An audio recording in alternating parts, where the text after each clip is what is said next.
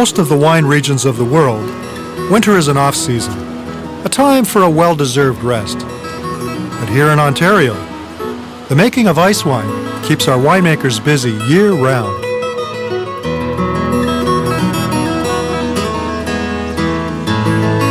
The vines generally bud in April, with the fruit appearing sometime in July.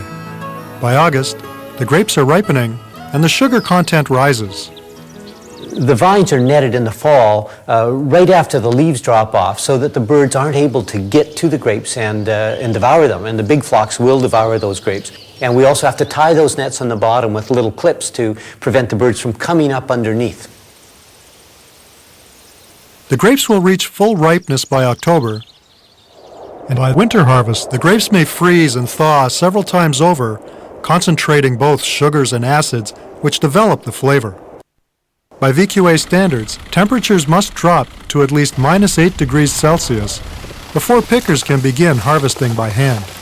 Mechanical harvesting equipment is not designed for harsh winters and frozen grapes. On average, a ton of grapes would produce about 720 liters of juice for the making of table wine. With a winter harvest, though, that yield is reduced to approximately 120 liters, or about 1/6 of the original juice. The original elements remain, but are concentrated to render an intensity of flavor and aroma that characterizes fine ice wine.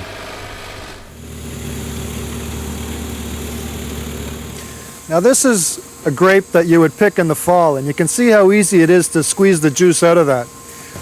And here's an ice wine grape, and look at that. There's very little juice coming out of that. With the harvest complete, don't expect things to get any warmer. The grapes are pressed outdoors, or with the winery's doors wide open. It's important to maintain the temperature so that the frozen water content stays separated from the juice. We typically press outside because we want the natural elements of the cold at -8 degrees to really stay all the way through. If we did it inside, they might warm up and we might not get those brick counts.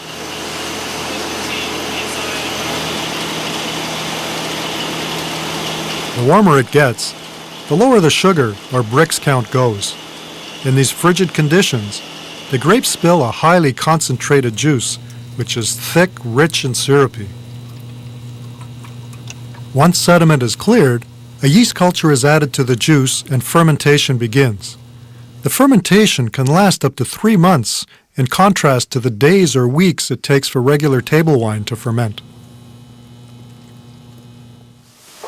The name ice wine has been trademarked through the Vintners Quality Alliance, having adopted the highest standards in the world.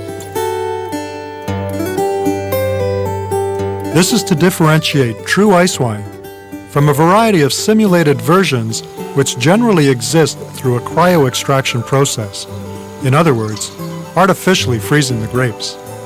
No, you really can't play around with Mother Nature. A lot of people say, well, why don't we just put them in the freezer? Well, they really don't have the same flavor. It's kind of like you're dealing with freezer burn or something like that. It just tastes off. So you can't beat Mother Nature, and you have to deal with the elements. Just to give you some idea of the challenges Mother Nature has supplied over the years, in 1983, one of the major winemakers lost their entire ice wine crop to birds. And 5 years later, another producer saw his entire production reduced to a single bowl of juice as a result of severe weather conditions.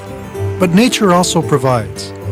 The Ontario terroir has been particularly bountiful in providing the innovators with many new directions to explore their art.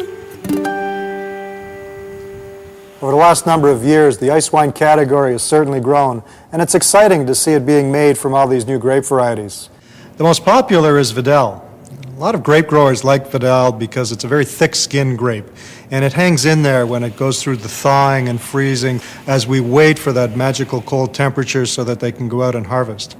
Vidal's ice wines are very lush, and they're really wonderful in their youth. The next common variety is Riesling.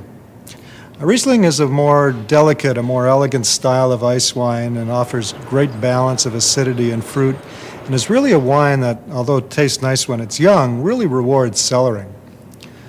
We're also finding ice wines produced from Gewürztraminer. Gewürztraminer is a spicy grape. It's wonderful, full aromatics and wonderful spices come through and a nice clean finish. Many wine producers are also looking to red grape varieties, and Cabernet Franc is one of the more popular ones. But other producers are making it from Cabernet Sauvignon and Merlot. And it's really exciting to see all these new grape varieties being used to produce these wonderful wines.